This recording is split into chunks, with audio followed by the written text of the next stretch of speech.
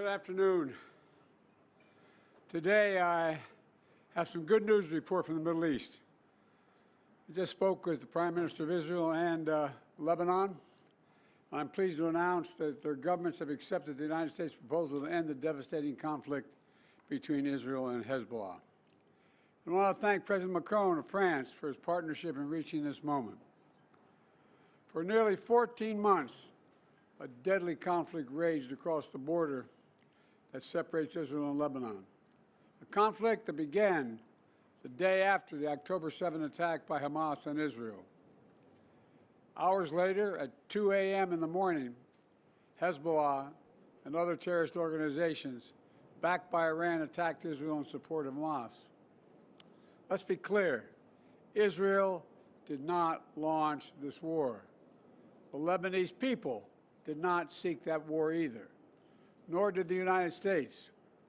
Over the past year, including the days immediately following October the 7th, I directed the U.S. military to flow assets and capabilities into the region, including aircraft carriers, fighter squadrons, and sophisticated air defense battery, to defend Israel and deter our common enemy at critical moments. Since the war with Hezbollah began, over 70,000 Israelis have been forced to live as refugees in their own country, helplessly watching their homes, their businesses, their communities as they are bombarded and destroyed. And over 300,000 Lebanese people have also been forced to live as refugees in their own country. In a war imposed on them by Hezbollah. All told, this has been the deadliest conflict between Israel and Hezbollah in decades. How many of Hezbollah's senior leaders are dead, including its longtime leader, Nasrallah? And Israel has destroyed Hezbollah's terrorist infrastructure in southern Lebanon as well, including miles of sophisticated tunnels, which were prepared for an October 7-style terrorist attack in northern Israel. But lasting security for the people of Israel and Lebanon cannot be achieved only on the battlefield. And that's why I directed my team to work with the governments of Israel and Lebanon to forge a ceasefire, to bring the conflict between Israel and Hezbollah to a close. Under the deal reached today, effective at 4 a.m. tomorrow local time, the fighting across the Lebanese-Israeli border will end. Will end. This is designed to be a permanent cessation of hostilities. What is left of Hezbollah and other terrorist organizations will not be allowed, I emphasize, will not be allowed to threaten the security of Israel again. Over the next 60 days, the Lebanese army and state security forces will deploy and take control of their own territory once again. Hezbollah terrorist infrastructure in southern Lebanon will not be allowed to be rebuilt. And over the next 60 days, Israel will gradually withdraw its remaining forces. And civilians on both sides will soon be able to safely return to their communities and begin to rebuild their homes, their schools, their farms, their businesses, and their very lives. We're determined this conflict will not be just another cycle of violence. And so the United States, with the full support of France and our other allies, has pledged to work with Israel and Lebanon to ensure that this arrangement is fully implemented, the agreement totally implemented. You know, there will be no U.S. troops deployed in southern Lebanon.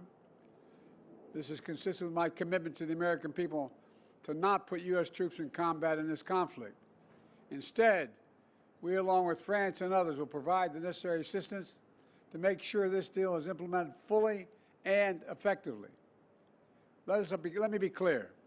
If Hezbollah or anyone else breaks the deal and poses a direct threat to Israel, then Israel retains the right to self-defense consistent with international law, just like any country when facing a terrorist group pledged to that country's destruction. At the same time, this deal supports Lebanon's sovereignty, and so it heralds a new start for Lebanon, a country that I've seen most of over the years, a country with rich history and culture. If fully implemented, This deal can put Lebanon on a path toward a future that's worthy of its significant past. And just as the Lebanese people deserve a future of security and prosperity, so do the people of Gaza. They too deserve an end to the fighting and displacement. The people of Gaza have been through hell. Their world's absolutely shattered. Far too many civilians in Gaza have suffered, far too much. And Hamas has refused for months and months to negotiate a good faith ceasefire and a hostage deal. And so now Hamas has a choice to make. Their only way out is to release the hostages, including American citizens, which they hold. In the process, bring an end to the fighting, which would make possible a surge of humanitarian relief. Over the coming days, the United States will make another push with Turkey, Egypt, Qatar, Israel, and others to achieve a ceasefire in Gaza. With the hostages released and the end of the war without Hamas in power, that becomes possible. As for the broader Middle East region, today's announcement brings us closer to realizing the affirmative agenda that I've been pushing forward during my entire presidency. A vision for the future of the Middle East where it's at peace and prosperous and integrated across borders. A future where Palestinians have a state of their own, one that fulfills its people's legitimate aspirations, one that cannot threaten Israel or harbor terrorist groups with backing from Iran.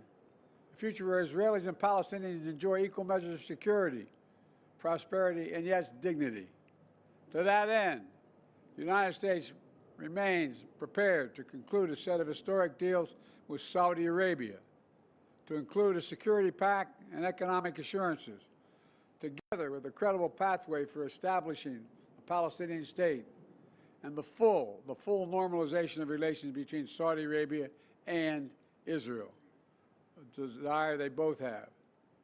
I believe this agenda remains possible, and in my remaining time in office, I'll work tirelessly to advance this vision for an integrated, secure, and prosperous region, all of which strengthens America's national security.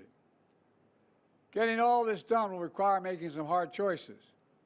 Israel has been bold on the battlefield. Iran and its proxies have paid a very heavy price.